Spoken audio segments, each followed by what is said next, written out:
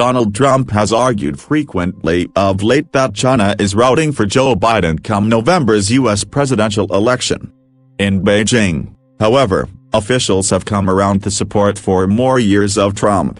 Interviews with 9 current and former Chinese officials point to a shift in sentiment in favor of the sitting president, even though he has spent much of the past 4 years blaming Beijing for everything from U.S. trade imbalances to COVID-19. The chief reason? A belief that the benefit of the erosion of America's post-war alliance network would outweigh any damage to China from continued trade disputes and geopolitical instability. While the officials shared concerns that U.S.-China tensions would rise regardless of who was in the White House, they broke largely into camps of those who emphasized geopolitical gains and those who were concerned about trade ties. Biden, the former vice president, was viewed as a traditional Democrat who would seek to shore up the U.S.'s tattered multilateral relationships and tamp down trade frictions. If Biden is elected, I think this could be more dangerous for China, because he will work with allies to target China, whereas Trump is destroying U.S. alliances, said Zhu Xiaoming, a former Chinese trade negotiator and former deputy representative in Geneva. 4 current officials echoed that sentiment, saying many in the Chinese government believed a Trump victory could help Beijing by weakening what they saw as Washington's greatest asset for checking China's widening influence. The general assumption underlying their views was that little could be done to halt the slide in relations between the world's 2 biggest economies. Thus, China needed to accelerate efforts to develop high-end indigenous industries, expand into developing markets and look for opportunities to work with nations in Europe and Asia to counter any U.S. isolation efforts. Over the course of Trump's term, the realization has taken hold in Beijing that opposition to China enjoys deep bipartisan support in an otherwise polarized Washington. The coronavirus outbreak, which was first discovered in the country's central city of Wuhan, has only hardened American views toward Beijing. Getting worse. I don't think the election will change the relationship in a fundamental way. The deep feeling in the U.S. is that the U.S. should contain China, Xu said. Whether Trump wins, or Joe goes to Washington, things will get worse.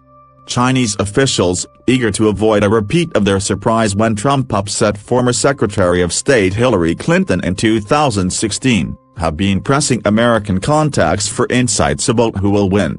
Senior members of the American business community in Beijing say recent weeks have seen a sudden uptick in outreach from well-connected Chinese friends who in some cases haven't contacted them for years.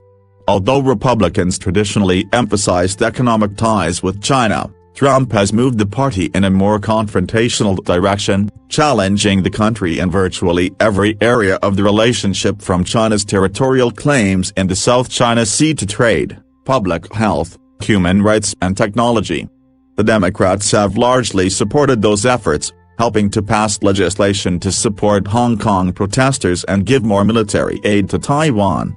Even Biden, who had long backed an engagement strategy with China, adopted a harsher tone as the Democratic presidential primaries heated up. In recent months, Biden has described President Xi Jinping as a thug, lauded the extraordinary bravery of democracy demonstrators in Hong Kong and accused China of predatory trade practices. He labeled the mass detention of Uyghur Muslims in the far western region of Xinjiang unconscionable. Although Chinese officials continue to steer clear of criticizing Trump directly, internet censors have allowed more nationalistic-tinged criticism of the U.S. to circulate online. One foreign diplomat said China's foreign ministry was combative and angry toward U.S. officials. Trump has destroyed a lot of goodwill, said Wang Huayao, an advisor to China's cabinet and founder of the Center for China and Globalization. At the start of the trade war, there were a lot of people who were pro-U.S., but they are now sympathetic to the hardliners. Trump has sought to capitalize on his reputation for confronting China in the election, despite his early praise for Xi's handling of the coronavirus outbreak. In April, he told Reuters that China will do anything they can to have me lose this race, asserting without evidence that Beijing's response to the virus was focused on a desire to see him lose in November. China's foreign ministry reiterated its long-standing position that it never seeks to interfere in the internal affairs of other nations. U.S. stability. One Chinese official said the election result didn't matter since relations won't improve either way. China's best hope, they said, was that things didn't deteriorate further.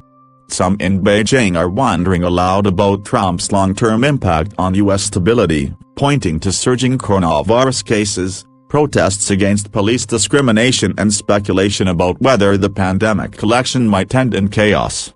The U.S. as we know it may no longer exist, said Jiao Zikai, a former Chinese diplomat and interpreter for Deng Xiaoping. Trump's America First policies have created similar frictions in capitals that have traditionally been friendlier to the U.S., as he levies tariffs on key trading partners, presses allies for greater spending on collective defense, withdraws from multilateral agreements and supports the U.K.'s break from the European Union. Chinese officials privately acknowledged that a Democratic administration might prove more formidable if it worked with allies to present a united front. Even if a Biden presidency proved more difficult for Beijing, two current Chinese officials said he might open up more areas for cooperation, such as restoring U.S. participation in the Paris climate deal, negotiated while he was vice president under then-President Barack Obama. He supports working on topics like climate change, WTO reform and TPP, said Wang. There are areas where we can cooperate. On a more personal level, some Chinese officials involved in trade negotiations with the Trump administration support a Biden victory simply so they can spend more time with their families, according to one person familiar with their thinking. China's trade team shows up to work looking exhausted, the person said. Both sides may find it difficult to escape the pattern of confrontation no matter who wins. Huawei Technologies company executive Meng Wanzhou is still detained in Canada awaiting a decision on a U.S. extradition request, while Beijing's plan to impose a security law on Hong Kong has caused outrage in Congress and brought the country's Phase 1 trade deal into question. Nowadays in China, people are becoming more and more clear about the U.S.'s objectives, said Xu, the former Chinese representative in Geneva. We have not yet reached the darkest hour in the relationship.